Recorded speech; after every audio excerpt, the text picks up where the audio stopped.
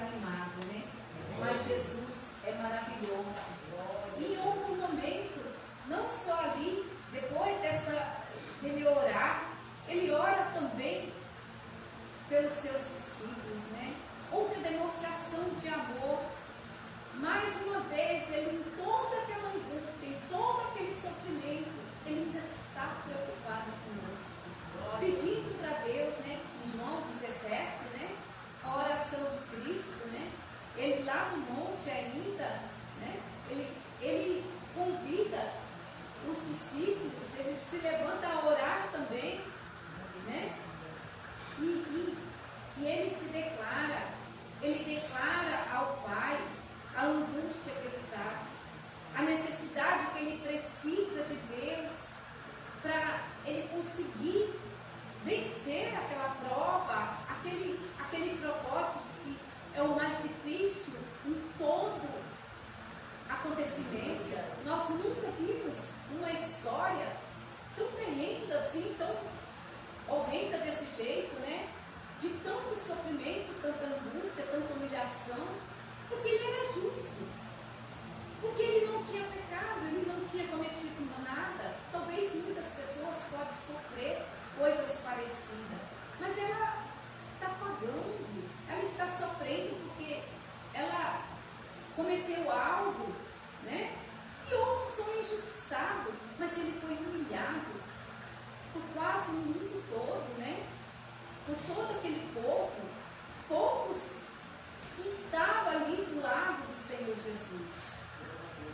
Então, aí essa palavra, e ele lá, ainda preocupado com as nossas vidas, ele prometendo, orando a Deus para que Deus cuidasse dos seus discípulos, para que não se perdesse, porque a glória era dele, né? Para ele também ser glorificado, porque ele tinha glorificado o Pai aqui, e ele queria ser glorificado com aqueles que ele tinha ganhado para o Senhor. Coisa tremenda, né? Nós ganharmos almas também para o Senhor, vamos ser glorificados, né? A Bíblia fala que muitos pecados serão perdoados, né? Por uma alma que a gente ganha para o Senhor, né? E eu fiquei meditando nessa oração de Jesus, nessa manifestação de gratidão ao Pai, de humilhação, né? E de amor pelo povo. Inclusive ele ora por nós, né? Ele diz assim, que não só por aqueles, mas pelos outros que não estão presentes, que vão aceitar a Jesus pelo ouvir, pela palavra, pela pregação. Então isso é maravilhoso, né?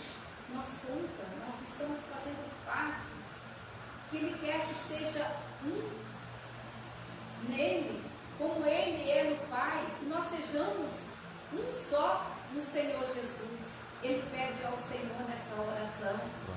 Então, se a gente meditar nessa oração, ler ela versículo por versículo, é grandiosíssima essa graça, essa maravilha do Espírito de Deus, esse privilégio de nós termos aceitado a Jesus, ter ouvido, ter dado crédito, né? ter aceitado o Senhor como o nosso Deus. Porque no momento que a gente aceita o Senhor como nosso Deus, deixamos de ser criatura, né? Passamos a ser filhos, com todos os direitos, né? Herdeiros do trono, como aqui em Gálatas fala, né? Em Pedro diz assim,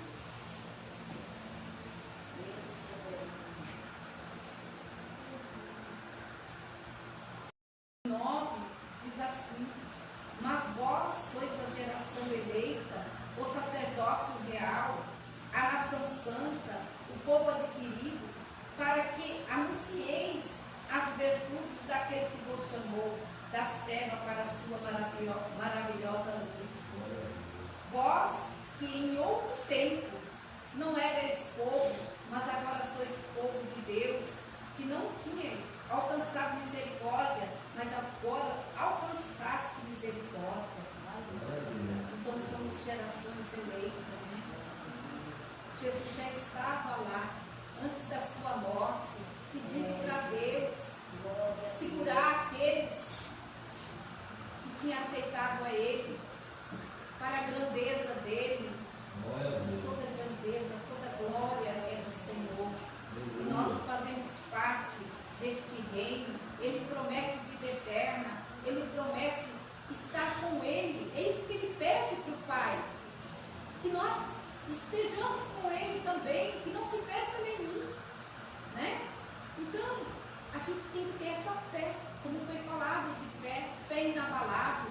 fé, de verdade, de coração. A gente tem que crer que somos resgatados, que somos feitos filhos de Deus e merecemos toda essa herança, todas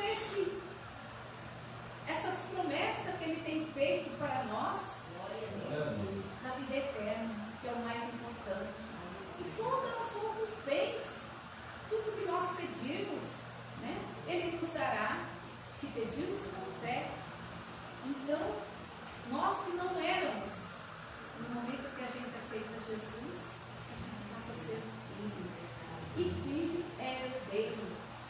E nós temos mas aqui a gente fala que a gente tem uma geração eleita. Mas para levar a palavra do Senhor. E ainda somos escolhidos com honras. Porque nós podemos levar a palavra do Senhor a outros. Olha que grandiosa. Como Deus é grandioso. Como Ele exalta quando Ele fala que Ele que exalta. Ele que levanta o homem. Ele que dá. É dessa forma. Porque isso não é um bem material, conforme talvez o nosso pensamento, nosso querer, mas é as coisas divinas. O Senhor está pronto para preparar todo aquele que quer, todo aquele que tem fé, todo aquele que aceita o chamado, né? E eu louvo o Senhor nessa noite, que o Espírito Santo fala nos nossos corações, né? Através dessa palavra, que essa oração venha ser uma meditação para a semana da ceia, né?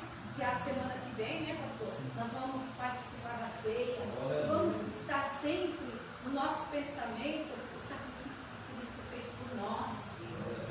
E mais, a libertação que tivemos, os nossos pecados perdoados, nós somos vidas restauradas e o inimigo não tem mais poder sobre nós. Porque nós fomos restaurado pelo sangue de Jesus. Então qualquer dúvida, qualquer cilada, é só clamar pelo sangue de Jesus, clamar pelo nome de Jesus e determinar no nosso coração que nós temos fé, né?